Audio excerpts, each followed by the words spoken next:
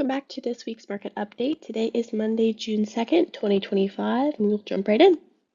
Stocks climbed in the shortened holiday week as signs of easing inflation from the PCE report, positive Nvidia earnings, and a slight upward revision to first quarter GDP boosted market sentiment. As of close on Friday, May 30th, the Nasdaq Composite was up 2% last week, followed by the S&P 500 up 1.9% and the Dow up 1.6%. Bonds, on the other hand, also had a positive week, with yields falling and the Barclays Aggregate Bond Index up about 0.9% last week. Switching gears into our economic data from last week, we got the April PCE inflation data showing that inflation remains fairly contained, with headline and core PCE rising just 0.1% month over month, up 2.15% in that headline number and 2.5% in core PCE inflation. So overall, we're seeing very limited impacts from the tariffs as of April's inflation data.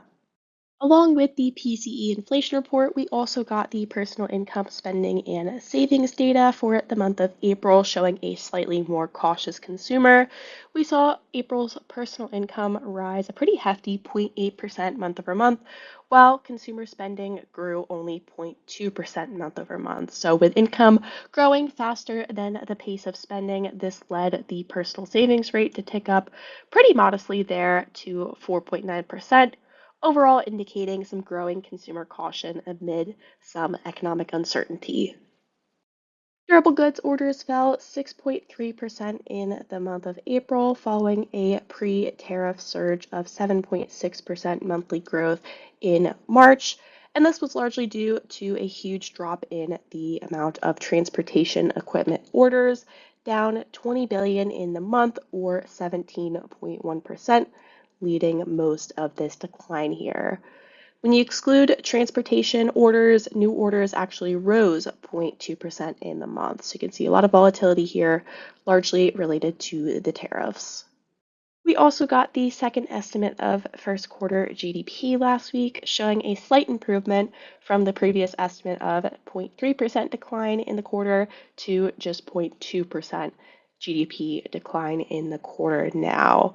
We saw positive revisions in the categories of investment as well as government spending and exports, while on the other hand, we saw a slight dip in consumer spending compared to the first estimate and a slightly greater amount of imports, which are a subtraction from GDP.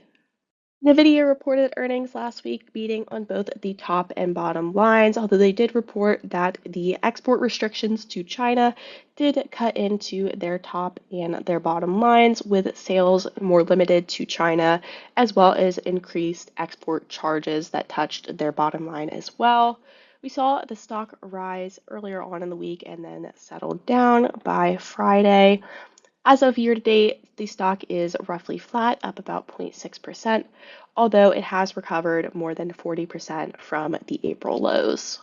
Last but not least, May marked the first increase in the Consumer Confidence Index in 6 months, breaking the trend in both the present situations and expectations indexes here. You can see the increase was largely due to improving expectations, with a slight increase in the present situations index.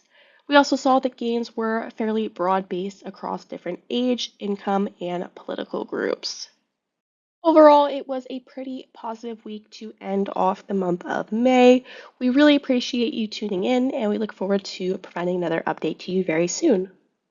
The information you have heard is the view of Synergy Asset Management as of the date of publication. These views and opinions are subject to change without notice. Investors should not act on any recommendation, express or implied, or information in this material without obtaining specific advice from their financial advisors, and should not rely on information herein as the primary basis for their investment decisions. Information contained herein is based on data obtained from publicly recognized sources and is believed to be reliable and is not expected to be updated after initial publication. This information has not been independently verified, and Synergy makes no representations or warranties as to its accuracy. The material has been prepared solely for informational, educational, and market commentary purposes and is not a solicitation of advisory services or an offer to buy or sell any security or to participate in any trading strategy.